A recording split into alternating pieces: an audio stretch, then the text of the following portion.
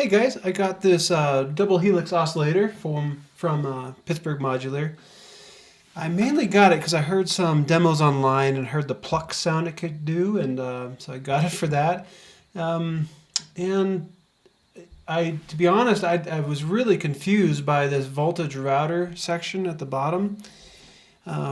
So I wanted to make a video because I took some time today to wrap my brain around it, and it's pretty simple once once it clicked in. I get it now. I thought I would take a minute and explain it in case anybody else is kind of confused.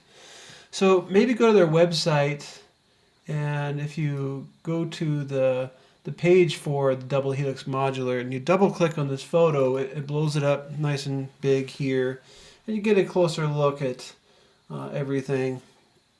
All right, so let me explain this to the best of my ability. Cables, I'll do my best to keep my hands out of the way. All right, so the general idea is if you have a couple oscillators, so we have these two oscillators, and we're taking sound out, and we want to bring in a control voltage from this. So maybe we bring in a square wave and we patch it into, well, it doesn't have a spot for us to do that in this one, but up here in these older oscillators, it had a spot where you could take the output of one oscillator and patch into CV in or something like that. But here, this allows you to patch in modulators without patching. So just to flip a switch and you're modulating based on something, modulating something based on something else. So here's the default mapping. This one, if you switch anything to the A position, switch it up, it routes it to this knob, and this knob is going to control the depth of the modulation. And by default, it's a sine wave coming in from oscillator number 2. If you want a square wave, you could patch that in here. Then it would be that. That resulting modulation, if you want to map that anywhere else, you can patch it out. If we turn these to the down position, it tells these to modulate with this depth and this source from the LFO. So again, a sine wave, this frequency, and this depth. All right. And in terms of what these are mapped to, this one will modulate the FM for this frequency modulation. This guy, sorry. The second one will modulate, I gotta think about this. It is, the pulse, or pulse width modulation, or the what do they call it? The blade modulation, maybe, that sort of stuff. So yeah, it'll do that. Next, you can modulate FM2. So this one's kind of weird because, to my thinking, you're telling it to modulate this. If you flip this to the up position, it's default to this, so you're modulating from the source to the destination. It's kind of weird. So that might be a case where you bring in something else. If you have another LFO, another oscillator, something. I don't know. It might sound cool. It might sound stupid. I don't know. Because you're modulating from itself. So in the down position, you're modulating the FM from the LFO. These next two pertain to the contour section. The first one here will modulate the timbre. It's this knob, right? Yeah. Then the last one modulates the dynamic. So that is this one. All right. Finally, this one is a spot where you can take the A modulation that you have and patch it out. So you flip this up, and then you can patch this out, say, to another oscillator or to envelope or whatever you want to patch it to, filter. Okay, well, with that said, maybe you understand it now and you can be off and running and turn off this video, but if you want to hear some examples, I'll go through some. Alright, so let's start with a sine wave.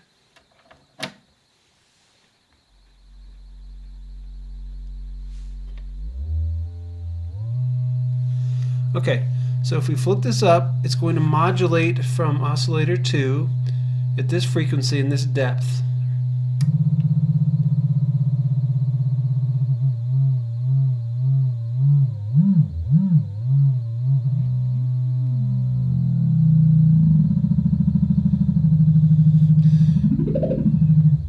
And if we want to patch in a square wave instead, we just take the square wave, bring it in.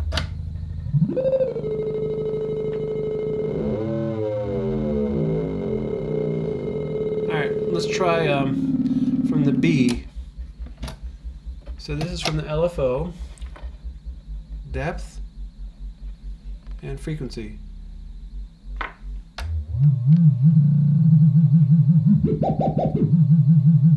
Okay. Next one is the pulse, so let's get that. Blade or pulse. I'm going to try a pulse wave modulation this time. Alright, so modulate that based on this frequency.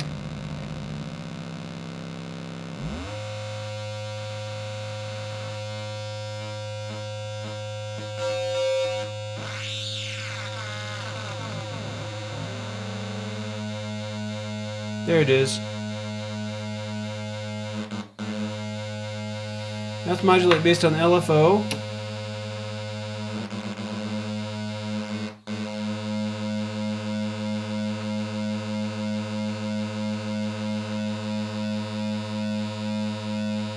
That's pretty cool.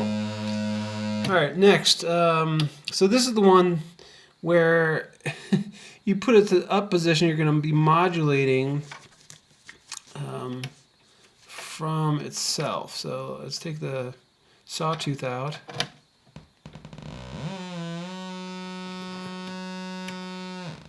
So it doesn't really do anything because it's modulated from itself.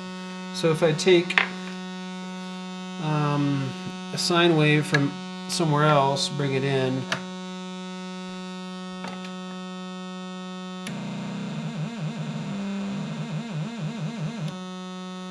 then here's from the LFO.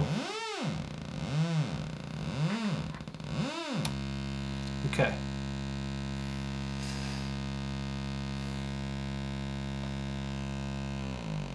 Alright, next, I think the next two pertain to this. So let's take a listen. Let's take a square wave and input it.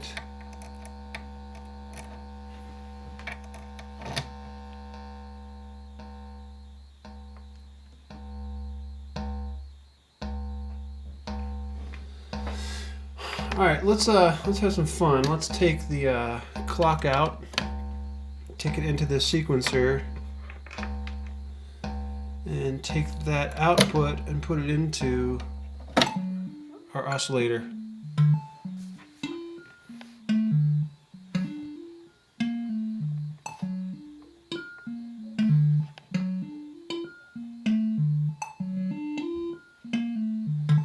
Okay, let's see.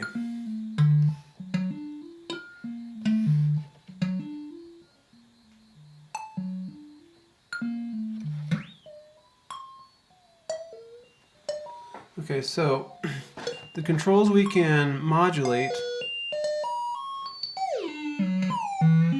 are the timbre,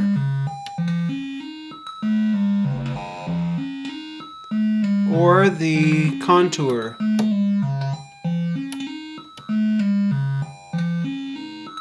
Oh, or the dynamic, sorry.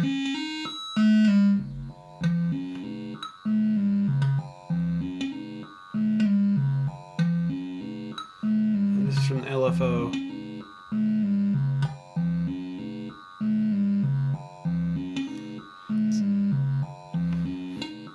So this, I have this going to two things because I patched it out.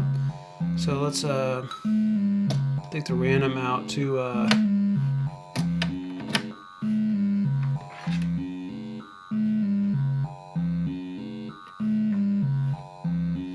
right. So the last thing is we can take any modulation we have. Let's turn these switches random spots.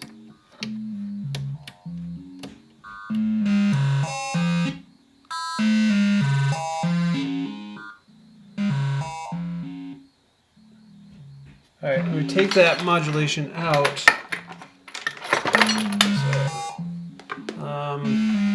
Need a couple of cables here. So let's get another oscillator going. Maybe a higher sine wave,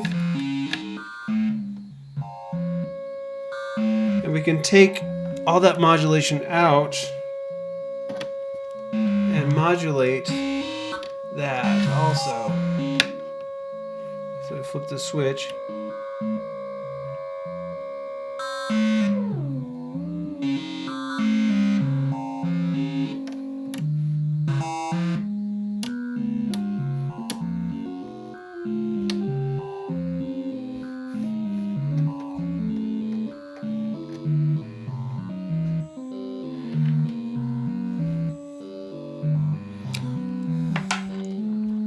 Alright, so I hope that gives you an idea of the kind of things you can do. I mean, essentially, it lets you connect things without patch cables. Alright, I hope that was helpful, guys. We will talk to you later. Bye-bye.